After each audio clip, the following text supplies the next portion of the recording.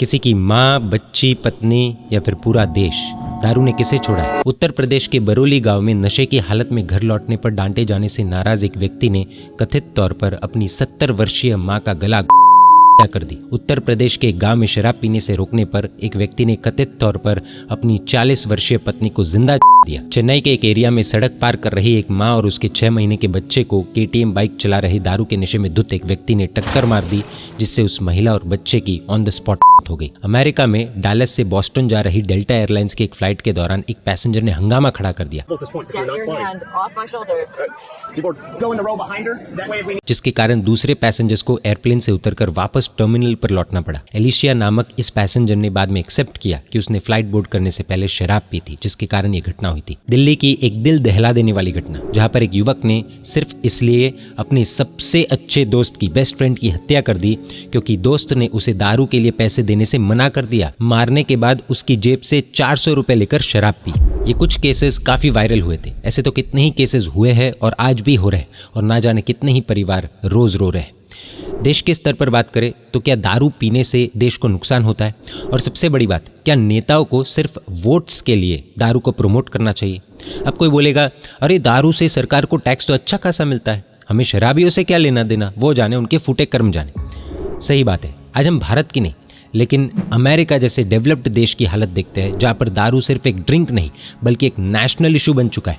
Let's break it down. Lost productivity 2006 की report के अनुसार $161.3 बिलियन का झटका। हर अमेरिका अमेरिका को $161.3 बिलियन का नुकसान सिर्फ इसलिए होता है क्योंकि लोग दारू पीकर काम पर तो आते हैं पर काम में नहीं होते। इसका नाम है प्रेजेंट एब्सेंटीज्म, यानी कि आदमी ऑफिस में तो है पर उसका दिमाग कहीं और है, नशे में। सीधी बात है कि जो शरीर से काम पर है पर दिमाग से छुट्टी पर है, उससे देश कैसे चलेगा?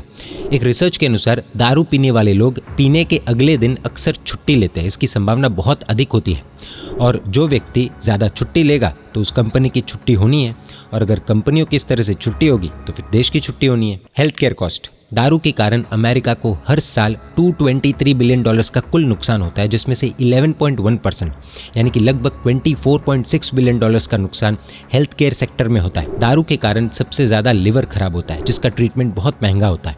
और बिल कौन भरता है? गवर्नमेंट, यानी कि जनता का पैसा। जी हाँ, इस नुकसान का 60% खर्च सरकार के खाते में से जाता है। पीते कुछ लोग हैं और चुकाना पूरे देश को पड़ता है। Tax versus burden. इस रिसर्च के अनुसार दारू से सरकार को जितना टैक्स मिलता है उससे कई गुना ज्यादा खर्च सरकार को करना पड़ता है अस्पतालों में, अपराधों में और प्रोडक्टिविटी लॉस में। इस 2006 की रिपोर्ट के अनुसार 2006 में यूएस को $14.5 बिलियन का टैक्स मिला और नुकसान $223.5 बिलियन का हुआ। दारू से टैक्स प्राप्त होता है, ऐसा कहने से पहले थोड़ा रुक कर सोचना होगा। वैसे कॉमन सेंस अगर अप्लाई करे तो दारू पीने वाला इंसान धीरे धीरे अपने काम से हटता जाता है, उसका फोकस बिगड़ता जाता है। दारू आज व्यक्ति का टाइम लेती है, कल उसका बिजनेस, और फिर धीरे धीरे उसका टैक्स भी गायब हो जाता है।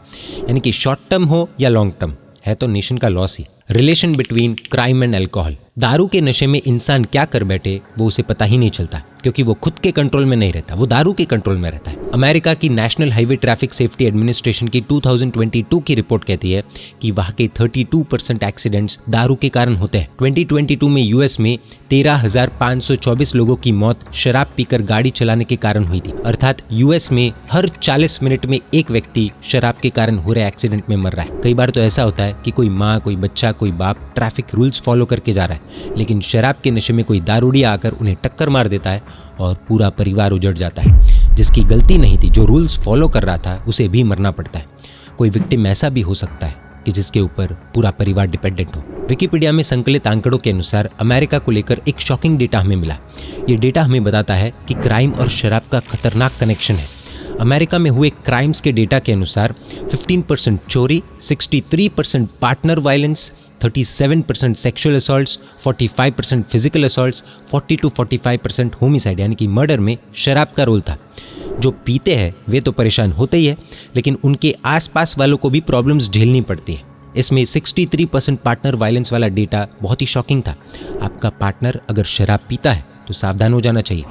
वैसे जब रेप केसेस होते हैं तब तो सब लोग कैंडल लेकर सड़क पर उतर जाते हैं, लेकिन जब पता चलता है कि 37% सेक्सुअल असॉल्ट्स में शराब का रोल था, तो क्या इस शराब के खिलाफ हम आवाज़ उठाएंगे?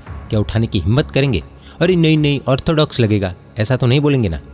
सो कॉल्ड सेलिब्रिटीज़ जब शराब के ब्रांड्स को प्रमोट करते हैं तब सोचना चाहिए कि वो डायरेक्टली या इनडायरेक्टली क्या प्रमोट कर रहे हैं, वो किसका भला कर रहे हैं और किसका बिगाड़ रहे हैं। फन और दी एंड। अमेरिका में हर साल 1,78,000 से भी अधिक लोगों की मौत, 1,78,000 से भी ज़्यादा लोगों की मौत दारू के कारण होती है। इतना ही नहीं, एवरेज डेथ एज से 30 साल पहले ही उनकी मौत हो रही है, ऐसा भी एक रिसर्च के माध्यम से पता चला है। 2006 की रिपोर्ट के अनुसार अमेरिका में एक्सेसिव ड्रिंकिंग के कारण 78,000 प्रीमेच्योर डेथ्स हुई है। कोई दोस्त बोले कि भाई एक बार ले ले, कुछ नहीं होगा, याद रखना वो दोस्त अगले भव में, परलोक में बहुत जल्द भेजने की तैयारी कर रहा है। द्वारका नगरी का नाश भी दारू पीने से ही हुआ था, ये भूलने जैसा नहीं है। तब नगरी का हुआ था, आज देश का हो तो उसमें कुछ भी आश्चर्य करने जैसा नहीं है। मेजॉरिटी आंकड़े हमने 2006 की रिपोर्ट के अनुसार बताए, तो अभी तो क्या हालत होगी उसका अंदाजा हम लगा ही सकते हैं। दारू पीने का नुकसान सिर्फ उस इंसान को नहीं बल्कि उसके साथ साथ पूरे देश को भुगतना पड़ता है। कुल मिलाकर शराब से सरकार को जितना टैक्स मिलता है उससे कई गुना ज़्यादा सामाजिक और आर्थिक नुकसान होता है।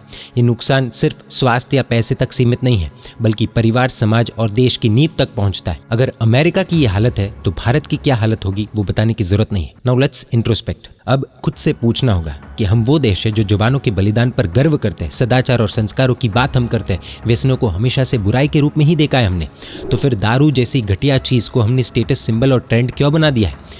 न्यू ईयर पर ये पढ़े लिखे लोग हर साल पार्टी के बाद इस तरह से सड़कों पर पड़े हुए मिलते हैं। अगर ये लोग मॉडर्न कल्चर, अगर ये लोग पढ़े लिखे, अगर ये लोग एजुकेटेड, अगर ये लोग ओपन माइंड वाले हैं तो भैया हम देहाती, ऑर्थोडॉक्स, पुरानी सोच वाले, पिछड़े सोच वाले, ये सब हमें स्वीकार है। विडंबना ये है कि आज हमारी शादियों में ओपनली शराब आनी शुरू हो गई है और विरोध कोई नहीं करना चाहता, पता नहीं क्यों।